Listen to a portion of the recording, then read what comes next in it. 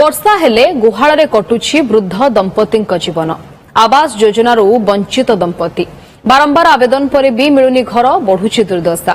Kamakhyanagar block ବଡ଼ସୁଆଳ ପଞ୍ଚାୟତର ଲୋକନାଥପୁର ଶାସନ ଗ୍ରାମର ରମେଶ ଚନ୍ଦ୍ର ଖୁଣ୍ଟିଆ ଓ ସୁଭଦ୍ରା ଖୁଣ୍ଟିଆ ଜରାଜୀର୍ଣ୍ଣ ଘରେ ଦୟନୀୟ ଜୀବନ ବିତାଉଛନ୍ତି। ବର୍ଷା ହେଲେ ଘର ଛାତରୁ ପାଣି ଗଳୁଥିବାରୁ ବାଧ୍ୟ ହୋଇ ଗୁହାଳରେ ରହୁଛନ୍ତି। ବାରମ୍ବାର ଆବେଦନ କରିଥିଲେ ମଧ୍ୟ ପ୍ରଧାନମନ୍ତ୍ରୀ ଆବାସ ଯୋଜନାରେ ଘର ପାଇପାରି ନାହାନ୍ତି। ଏହାକୁ ନେଇ ଆବାସ ଯୋଜନାର ସ୍ୱଚ୍ଛତା ଉପରେ ପ୍ରଶ୍ନ ଉଠିଛି। ଅନ୍ୟପଟେ କାମାକ୍ଷାନଗର ବିଡିଓ ପ୍ରଭୁ କଲ୍ୟାଣ ଦାସ କହିଛନ୍ତି ଯେ ଅଭିଯୋଗର ତଦନ୍ତ କରାଯାଇ ଯୋଗ୍ୟ ହିତାଧିକାରୀଙ୍କ କ୍ଷେତ୍ରରେ ସରକାରୀ ନିୟମ ଅନୁସାରେ ଆବଶ୍ୟକ ପଦକ୍ଷେପ ଗ୍ରହଣ କରାଯିବ।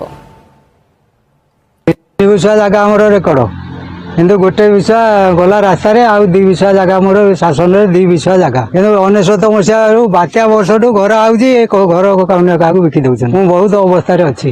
ଭତ୍ତା ବି ମିଳିଲାନି। 24 ମସିହାରୁ ଦେଲିଣି ଭତ୍ତା ପାଇଁ ଆପ୍ଲାଏ କଲିଣି, ଭତ୍ତା ଆଜି ଯାକେ ମିଳୁନି। ଏଇ ଘର ମରାମତି କରି ଏଠି ଗାଈ ରହୁଛନ୍ତି 2-4ଟା ଗାଈଙ୍କ ସାଙ୍ଗରେ ମିଶିକି ରହୁଛୁ। ଆଉ ସେ ଘର 19 ମସିହାରୁ ଆସୁଛି। ମୁଁ ଡକ୍ୟୁମେଣ୍ଟ ଦଉଛି, ଟଙ୍କା ବି ଦଉଛି।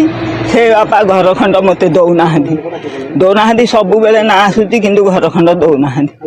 ଯଦି ଇଏ ତ ଡାଇବେଟିସ ରୋଗୀ ହେଲା ଆମେ ତ ପୁଣି ଚଳିବୁ ରହିବୁ ନା। ଏବେ ରହୁଛନ୍ତି କେମିତି କଣ? ଏଇଠି ଏମିତି ରହୁଛୁ, ଗାଈ ରହୁଛନ୍ତି, ଆମେ ରହୁଛୁ, ଆଉ କଣ କରିବୁ? ନା ଏମିତି ତ ଖବର ମୋ ନଲେଜକୁ ଆସିନାହିଁ। ଏଇଟା ଯଦି ଲିଖିତ ସେମିତି କିଛି ଆସିଥାଏ, ଆମର ଯାହା ଅଭିଯୋଗ ଯଦି ଆସିଥିବ ଆମେ ତା ରି ଇନକ୍ୱାରି କରିକି ଯାହା ଯଥା ସମ୍ଭବ ଯାହା ବିଧି ବ୍ୟବସ୍ଥା ଅନୁଯାୟୀ କାର୍ଯ୍ୟାନୁଷ୍ଠାନ ଗ୍ରହଣ କରାହେବ।